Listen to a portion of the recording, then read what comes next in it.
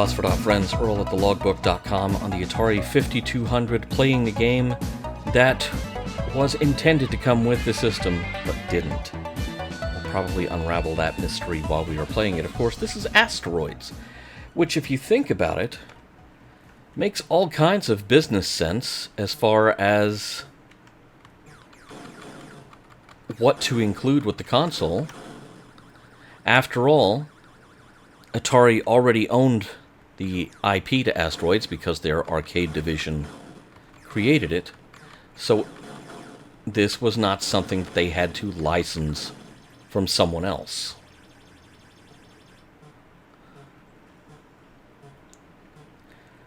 Of course, as it happened, Super Breakout became the pack-in title, which, wasn't terrible. Breakout was still a popular enough game.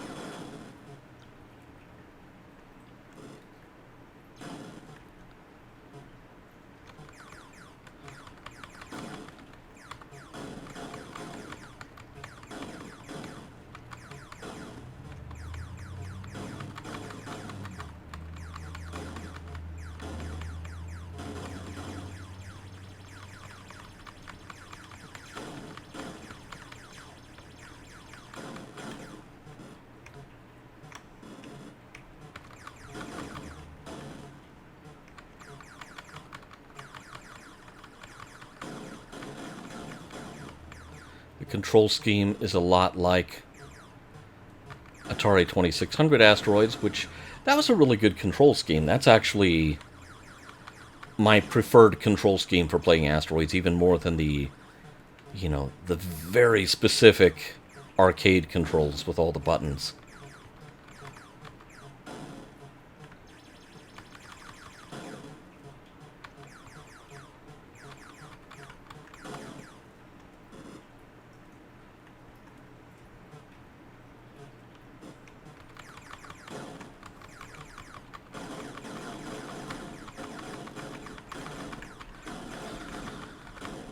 Ooh. Now, one thing you notice is this is actually less colorful than the Atari 2600 version. Now, it does have its advantages because the asteroids are not flickering and, probably giving you a low-level migraine the whole time. But there's not really an appreciable difference in the graphics. The level of graphics between this and the version for the Atari 2600. You also have to keep in mind, of course, this was a problem that plagued both this game and the game that did eventually become the pack-in for the 5200. Asteroids was not a new game by 1982. Well, neither was Super Breakout. If anything, Super Breakout was a little bit older or about the same vintage. Neither one of them was anything new and groundbreaking. Now, you notice that I'm trying to turn, and I'm turning back. Okay, I'm not doing that. The 5200 controller is legendary for being really bad for precision aiming because it had a joystick that did not self-center, like the joysticks for nearly every other system you can imagine.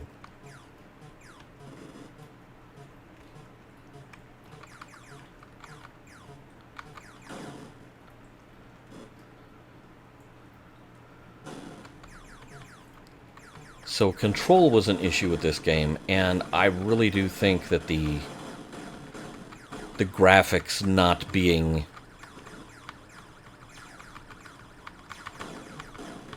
that much of an improvement over Asteroids on the 2600. I think that also had to play a role. The Atari marketing department had to look at this, otherwise decent game of Asteroids and say, you know what, this is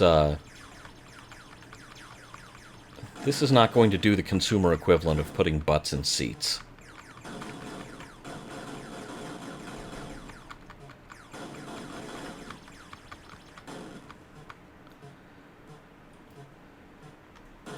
Oh, my shields wore off.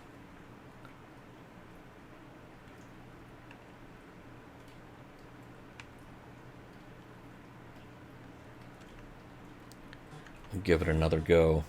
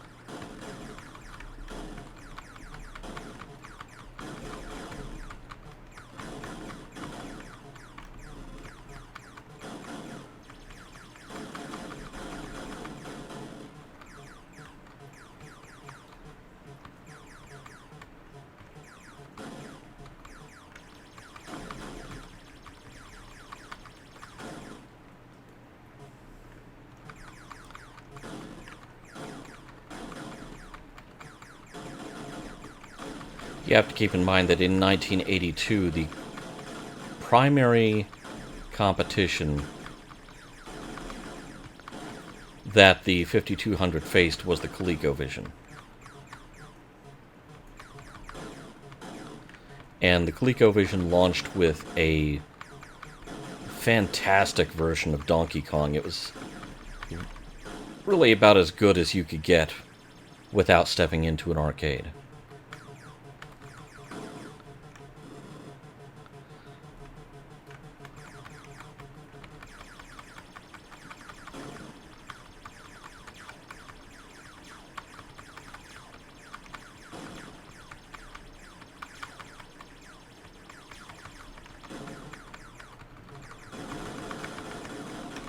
Crap. Oh, crap. Okay. Blew myself up real good.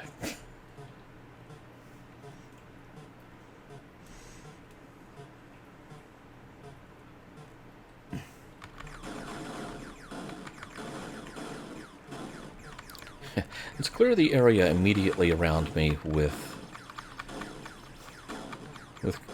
great prejudice there.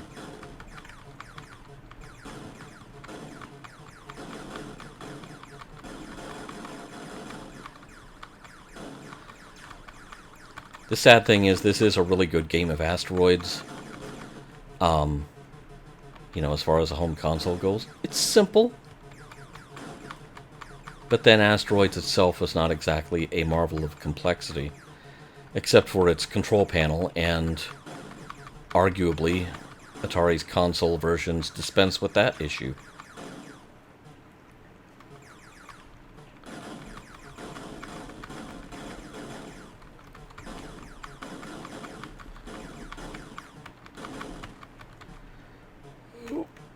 Oh! Pardon me, ma'am.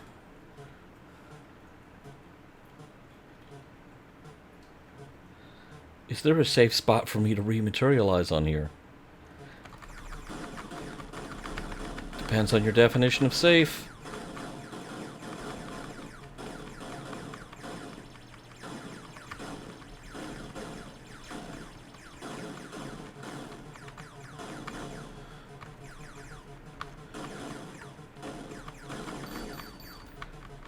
Whoa, okay. My best round yet is almost over.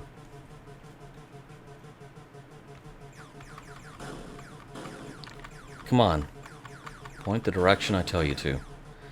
That's the sad thing, is I'm not even using a 5200 controller, but the game is programmed to expect that really wonky input. And so it is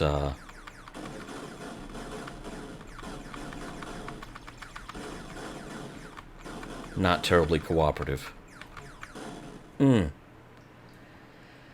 So there you have it, 5200 Asteroids.